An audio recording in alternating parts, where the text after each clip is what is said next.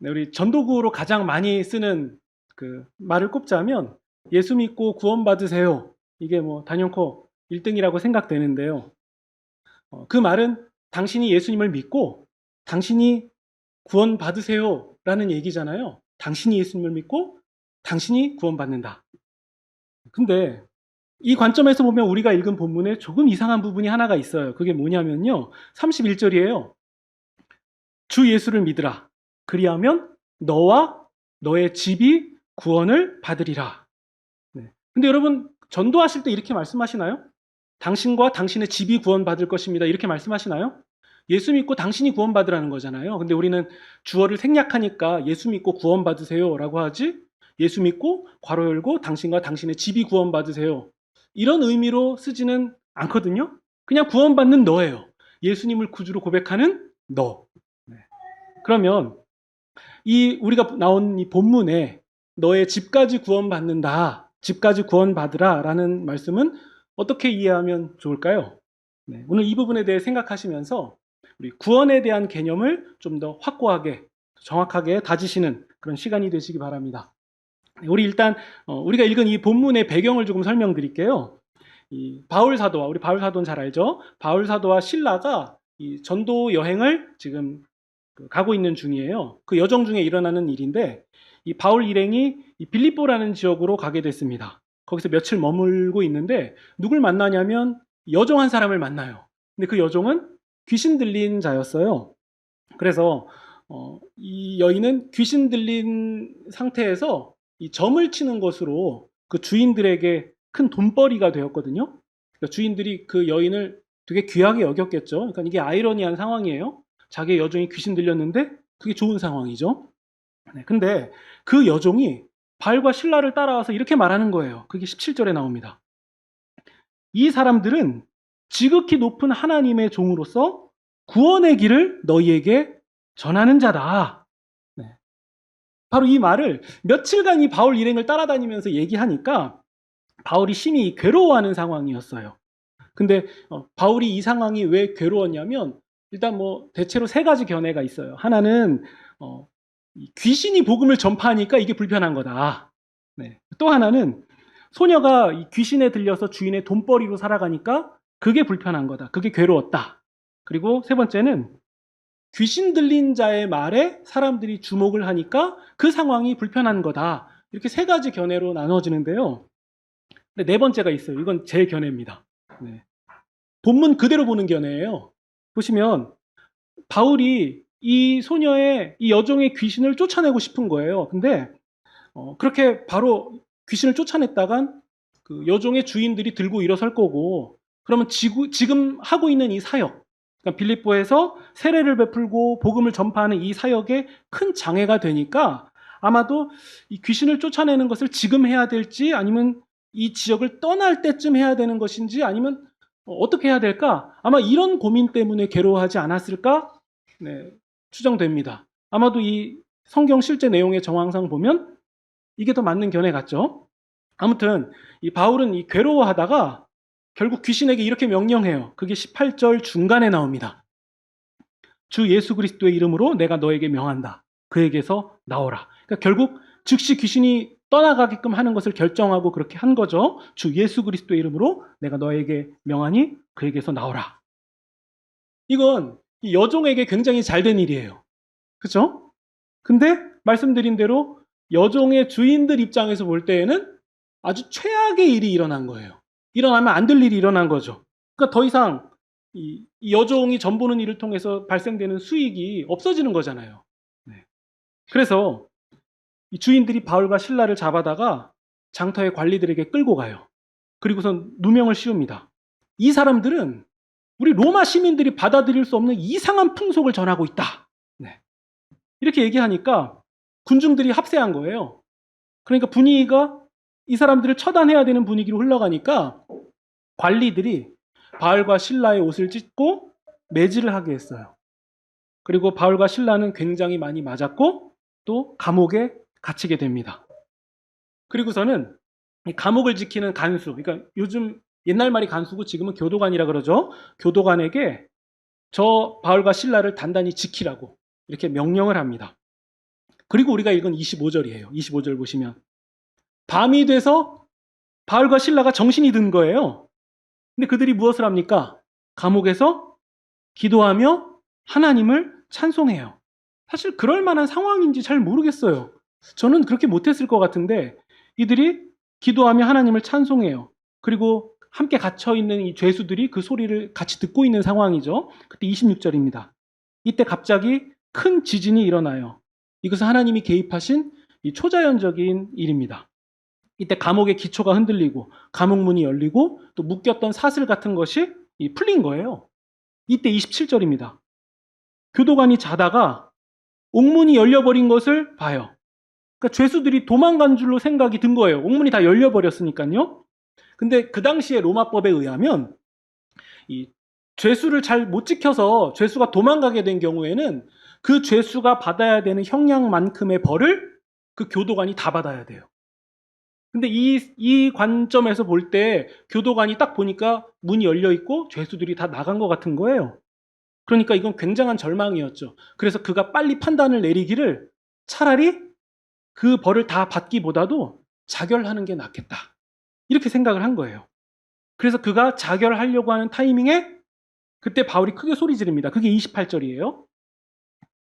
너의 몸을 상하게 하지 마라. 우리가 다 여기에 있다. 네. 이 상황에 그러니까 자결하려고 했던 그런 상황에서 바울이 외치는 이 소리. 이 소리에 교도관은 아마도 가슴이 철렁 내려앉지 않았을까요? 네. 지금 내가 무슨 일을 겪고 있는지 분간도 잘 안 될 거예요.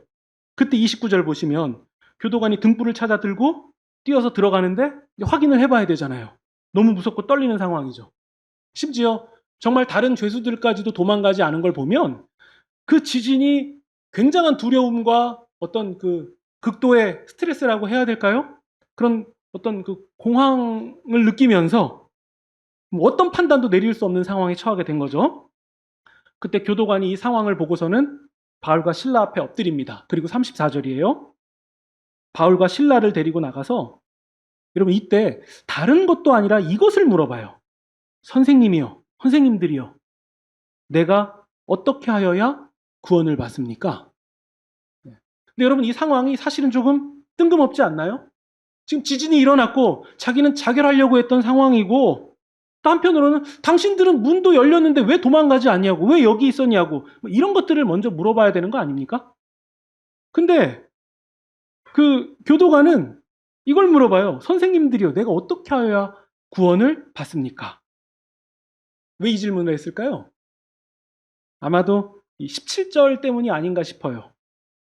이 문제의 시작이 어떻게 일어났습니까? 귀신 들린 여종이 바울과 실라를 지극히 높은 하나님의 종으로서 구원의 길을 너희에게 전하는 자다라고 소개한 거예요. 그러니까 이 소개 때문에 이 감옥까지 들어오게 된 사실을 교도관은 알고 있었던 거죠. 그런데 그냥 소문으로 듣고 저 사람들이 저런 일로 왔다는 것을 알고만 있다가 온몸으로 그 사실을 지금 체험한 거예요. 온몸으로 다 경험하고 나니까 아, 이분들이 진짜 하나님의 종으로서 구원의 길을 가지고 온 사람들이 맞구나.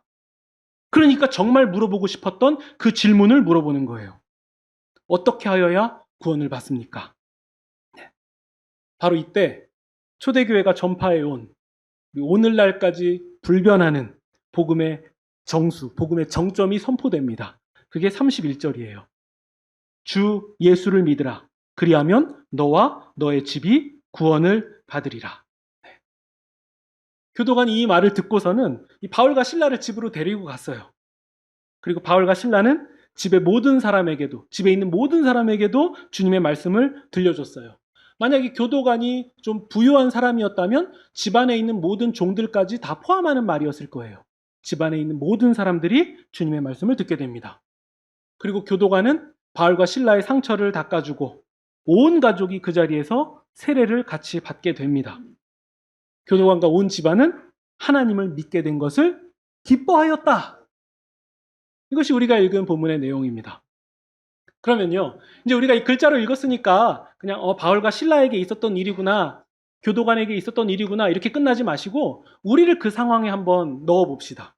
만약에 여러분들이 바울과 실라라면 여러분들이라면 그 지진이 일어나고 감옥문이 열렸을 때 그때 가만히 계시겠습니까? 아니면 일단 피신해서 상황을 지켜보시겠습니까? 전자입니까? 후자입니까? 저는 무조건 도망갔을 거예요. 즉시 그 문 열리는 거와 동시에 튀어나갔을 거예요. 근데 안 나가요. 이건 좀 이상합니다. 안 나갑니다. 사실 이 도망가야 되는 게 현명한 거 아니에요? 그런데 왜 바울과 실라는 도망가야 되는 입장인데 도리어 그런 상황에서 교도관을 생각할까요? 지금 누가 누구를 생각해 주는 겁니까? 그런데 자결하려는 교도관을 생각해서 도망가지 않는 것. 여러분, 그게 구원이에요. 그게 구원입니다. 그리고요, 귀신 들린 여종에게서 귀신을 쫓아내주면 자신에게 앞으로 어떠한 일들이 일어날지가 미리 예측이 되는데 그럼에도 자신의 안녕과 유익을 넘어서서 여종을 생각해서 그녀를 괴롭히는 귀신으로부터 자유하게 해주는 것. 여러분, 그게 구원이에요. 그리고 어떻게 하면 구원을 받을 수 있냐고 물어보는 교도관에게 주 예수를 믿으라. 그리하면 너가 구원을 받으리라 라고 말하는 게 아니라 너뿐만 아니라 너 집까지 구원받는다. 이렇게 말하는 것이 구원의 정신이라는 거예요. 교도관이 주 예수를 믿으라라는 그 말을 듣고 온 가족이 세례받을 수 있도록 바울과 실라를 자신의 집으로 데리고 가는 것. 여러분, 그게 바로 구원입니다. 그러면 이렇게 질문하셔야 돼요. 왜 그게 구원입니까? 왜 그렇게까지 하는 게 구원이죠? 라고 질문이 나오셔야 돼요. 근데 우리가 지난주 설교에서 나누지 않았습니까? 구원은 하나님과의 관계에서 비롯되는 것이다. 여기에 그 열쇠가 있습니다. 여러분, 아버지를 떠난 이 훌의 자식인 탕자가 먹을 것이 없어서 이제 살아야 되니까 다시 집으로 돌아가는 거죠. 아버지를 만날 면목이나 면목 혹은 명분 이런 게 없었죠. 근데 아버지는 거리가 저 먼데도 그놈이 내 자식인 것을 알아보고 그를 측은히 여기면서 달려가서 목을 안고 입을 맞추면서 그가 언제 돌아올지도 모르면서 그 행동이 바로 튀어나오는 거죠. 그러면서 바로 이놈이 내 잃어버린 자식이라고. 네. 어서 옷을 입히고 잔치를 열어라. 이렇게 명령하는 것은 뭐 때문에 아버지가 그렇게 합니까? 그 회륜적인 자식에게. 왜 그렇게 했겠습니까? 그가 뭐 돈을 많이 벌어와서요? 아니면 성공해서 돌아왔기 때문에 그렇습니까? 아니죠. 관계예요, 관계. 제가 저놈이 저 꼬라지 저 모양이어도 쟤는 내 자식이다라는 그 관계 때문에 아버지가 그를 끌어안고 그에게 옷을 입히고 잔치를 열어주는 거예요. 여전히 그가 한 일은 그대로 그 자리에 있는데 그럼에도 관계에 기반해서 얘는 여전히 내 자식인 거예요. 우리가 이것을 나눴죠. 그러면 여러분, 구원이란 무엇입니까? 구원은 하나님과 올바른 관계가 될 수 없는 인간. 우리는 이것을 죄인이라고 말하죠. 우리가 밖에서 죄 지은 사람을 죄인이라고 하는 것과는 좀 다른 개념이에요. 하나님과 올바른 관계가 될 수 없는 인간을 죄인이라고 하는데 그 하나님과 올바른 관계가 될 수 없는 죄인이 하나님과 올바른 관계가 되는 거예요. 그게 구원입니다. 하나님과 올바른 관계가 되는 것. 그러면 죄인이 그러니까 죄와 사망의 권세를 이김으로 해방되어야 되는데, 그러니까 다른 표현으로 하면 그 죄인이 하나님과 올바른 관계가 되어야 되는데 우리가 어떻게 하면 죄와 사망의 권세를 이길 수 있습니까? 이게 우리가 가능합니까? 우리는 못하죠. 어느 인간도 못합니다. 그러니까 세상의 모든 인간은 결국 죽음으로 끝나는 거 아닙니까? 죄와 사망, 죄와 죽음을 이기는 길은 죄와 사망을 이기신 분을 힘입어서 그분의 의로움을 우리가 뒤집어 쓰는 방식이 아니면 다른 길이 없어요. 오직 죄와 사망을 이기신 그분의 의로움을 우리가 뒤집어 써야만 우리가 죄의 자리에서 의의 자리로 갈 수 있는 거죠. 여러분, 돈 없는 아이가 슈퍼에서 과자를 집어 들고서는 계산대를 그냥 지나갈 수 있는 것은 그 아이의 능력입니까? 아니죠. 과자값을 지불할 수 있는 엄마의 능력을 힘입어서 계산대를 당당하게 지나가는 거 아니에요? 그러니까 저것도 같이 계산해 주세요. 이렇게 하잖아요. 그러니까 얘는 그냥 나갈 수 있는 거예요. 근데 자기가 능력이 없다는 걸 직시하면 거기 그냥 못 가요. 훔치고 싶으면 눈치라도 보겠죠. 내가 어떻게 도망가야 되나. 네. 부모님의 능력을, 지불할 수 있는 능력을 힘입은 자는 그냥 당당하게 이미 내 거예요. 그리고 가는 거죠. 이것과 마찬가지 아니겠습니까? 죄와 사망의 값을 지불할 수 있는 능력이 되지 못하는 인간은 어떻게 죄를 청산할 수 있습니까? 오직 한 가지 방법뿐이에요. 오직 죽음을 이기신, 이거 다른 말로 바꾸면 부활 아닙니까? 부활하신 예수 그리스도의 십자가의 능력을 힘입는 방법밖에는 없습니다. 그래서 예수님 믿으면 구원인 거예요. 예수님을 믿는다는 것은 죄와 사망을 이기신 예수님과 한 존재로 결합되는 것을 말하는 거예요. 이걸 믿는다라고 말하는 거죠. 그래서 예수 그리스도를 믿는 자는 하나님과 의로운 관계로 진입하게 되는 거예요. 그래서 구원을 얻었다. 다른 말로 하나님과 올바른 관계가 되었다. 그래서 우리가 하나님을 이제 어떻게 부릅니까? 아바 아버지라고 부르게 되는 거 아닙니까? 종이 아니라 하나님 아버지를 정말 아바 아버지라고 부르게 되는 그런 놀라운 특권을 우리가 얻게 되는 거죠. 그래서 여러분 구원받은 성도들은 이게 수직적으로는 하나님과의 올바른 관계가 되는 것이고, 그리고 이것을 힘입어서 하나님과 올바른 관계가 되었다는 것을 힘입어서 이제 수평적으로는 세상에 대하여서 올바른 관계를 맺어갈 수 있고 도모할 수 있고 그렇게 살아야만 하는 거예요. 하나님과의 올바른 관계를 힘입어서 수평적으로는 세상과 올바른 관계를 맺는다.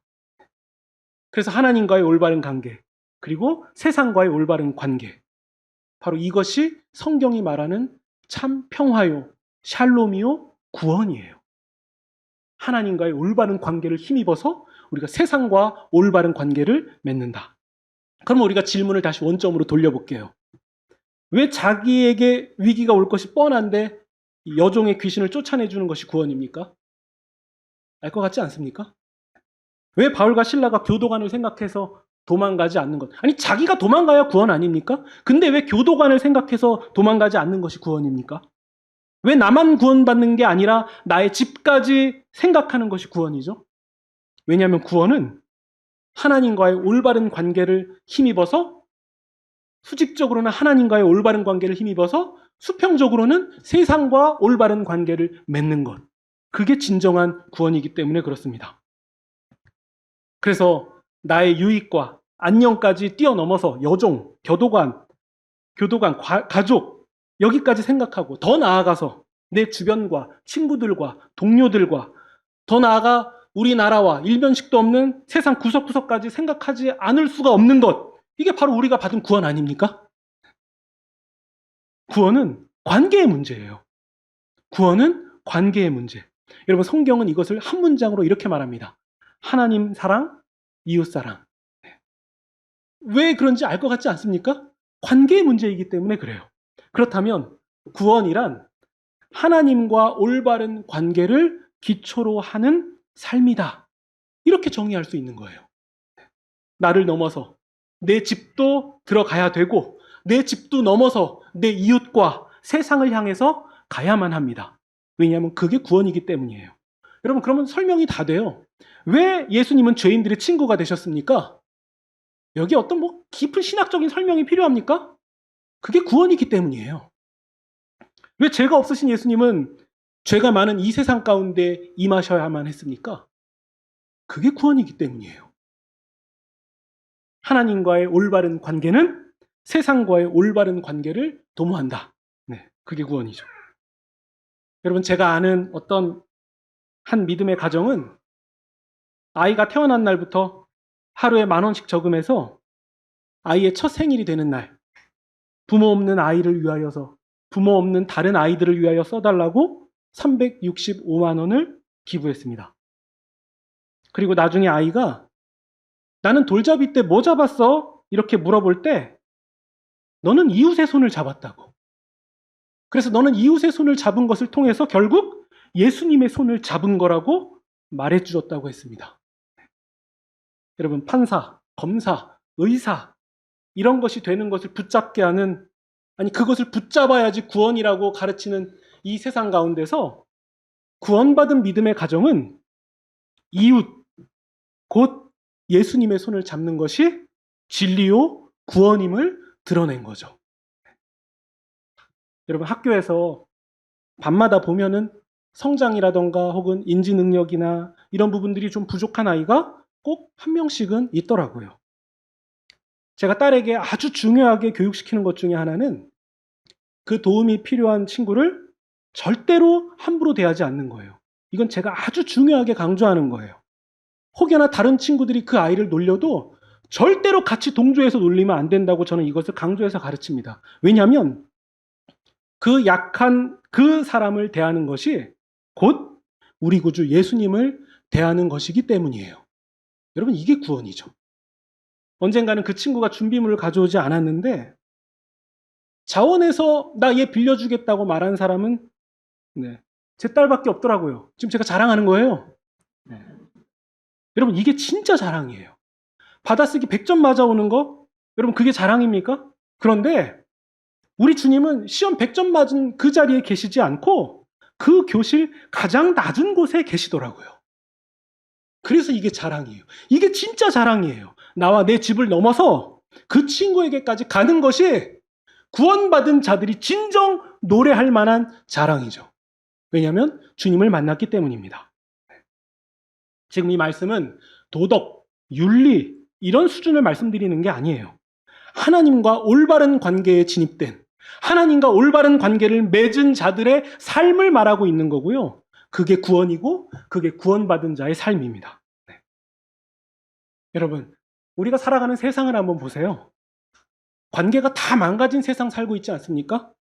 가정 내의 관계가 망가졌고, 이웃 관계도 망가졌고, 선생님과 학생들과의 관계도 망가졌고, 직장 안에서의 관계도 망가졌고, 사업자 사장님과 손님과의 관계도 망가졌고, 남녀 관계, 또 이전 세대와 또 요즘 세대의 관계, 모든 관계가 다 망가진 세상을 우리가 살아가고 있습니다. 여러분, 이런 세상 가운데서 이 세상이 회복될 수 있는 참된 소망은 과연 어디에서 찾을 수 있습니까? 주 예수를 믿으라. 그리하면 너와 너의 집이, 너와 너의 집까지도 구원을 받으리라. 여러분, 이 진리에 담겨 있는 구원의 관계성, 구원의 정신, 구원의 원리가 아니겠습니까? 여기에 바로 소망이 있는 거예요. 여러분, 대한민국에 여전히 다수의 신자들이 있고 다수의 교회가 버젓이 존재하고 있음에도 불구하고 여러분, 이 사회가 그리고 이 모든 관계가 다 뒤틀리고 망가진 것은 아마도 신자들이 주 예수를 믿으라. 그리하면 나만 구원을 받는다라고 외쳐왔기 때문은 아닐까요? 예수님을 믿는 나 때문에, 예수님을 믿는 나의 삶이 사람을 감화시켜서 그 사람들이, 감화된 사람들이 하나님 아버지께 영광을 돌리는 일이 일어나야만 합니다. 그게 우리가 구원받은 증거예요. 나의 삶 때문에 그러한 일들이 일어나는 것이 내가 구원받았다는 확실한 증거가 됩니다. 그래서 나를 지나서 내 집도 구원에 이르고 이웃과 사회와 세상이 구원에 이르게 되는 거예요. 이게 바로 여러분 구원이죠. 그러니까 여러분, 이 말씀을 너무 처음부터 크게 생각하실 필요도 없어요. 이번 추석 명절 때 감이 오시지 않습니까? 가족 친지들이 모였을 때 싸우셨습니까? 아니면 일어나는 싸움까지 잠재우셨습니까? 평화의 통로가 되셨습니까? 여기서 답이 나오는 거예요. 한 가지만 더 말씀드리고 말씀을 정리하겠습니다. 여러분, 이 바울과 실라는 구원받은 하나님의 백성답게 하나님의 말씀대로 행했어요. 정말 하나님의 말씀대로 행했습니다. 그런데 이상하게 부당한 일을 만나더라고요. 근데 그들은 어떻게 했죠? 우리 25절에 나옵니다. 그들이 기도하고 하나님을 찬송하며. 여러분, 반대로 교도관은 어떠했습니까? 교도관이 불행을 만나니까 그가 자신의 목숨을 끊으려고 하더라고요. 이렇게 다르게 드러납니다. 여러분, 주 예수를 믿으라. 그리하면 너와 너의 집이 구원을 받으리라. 여러분, 이 말씀에서 시작점은 어디입니까? 너예요, 너. 너의 집을 넘어서 이웃과 세상까지 이르게 되는 그 시작점은 어디입니까? 그러니까 다른 말로 하면 나예요. 내가 시작점이라는 거예요. 그러니까 여러분, 구원받은 하나님의 백성인 내가 하나님의 뜻대로, 그분의 말씀대로 정도를 걸어간다 해도 이 세상에서 부당한 일을 만나는 것은 전혀 이상한 일이 아니에요. 그래서 이 세상을 여러분 고통스러운 곳이라고 부르는 것 같아요. 근데 여러분 그거 아세요? 우리가 인간이 느끼는 그 맛 중에서 이 매운맛은 사실 맛이 아니라 통각, 그러니까 혀가 느끼는 고통이라는 사실 아십니까? 근데 아이는 맵다 맵다 하면서 고통스러워하죠? 근데 그 아이가 어느샌가 매운맛을 오히려 찾아서 즐기는 성숙한 사람이 되어가는 거 아닙니까? 여러분, 바울과 실라가 왜 고통스럽지 않았겠습니까? 고통스러웠죠. 그럼에도 그들이 기도하고 하나님을 찬송하는 모습에서 그건 고통이 아니라 매운맛이라고, 오히려 매운맛을 즐기고 있는 모습이 보이는 것 같지 않습니까? 여러분, 우리를 구원하신 하나님과 우리는 어떤 관계입니까? 하나님과 우리는 올바른 관계예요. 그래서 아바 아버지라고 부르게 되었습니다. 그러면 아바 아버지께서 우리에게 뭐라도 해주시겠죠? 우리에게 뭐라도 놀라운 일들을 행해 주시겠죠? 아버지 되심을 그분이 하시겠죠? 그게 올바른 관계 아닙니까? 우리가 아버지 하나님을 향해서 올바른 관계로서 무엇을 하는 것도 당연히 해야 되지만 우리는 그거 못 하잖아요. 능력도 없고 실력도 없고 수준도 안 되잖아요. 그래서 하나님이 우리에게 올바른 관계를 사용하실 때, 아니 그래서 하나님이 그 관계를 이루어 가시기에 우리에게 소망이 있는 거 아닙니까? 네.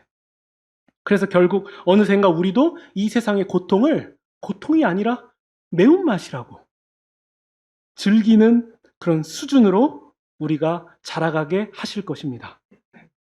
내가 하나님과 올바른 관계가 된 것, 내가 하나님의 자녀인 것이 여러분 세상 그 어떤 고통과 절망보다도 더 크고 강합니다.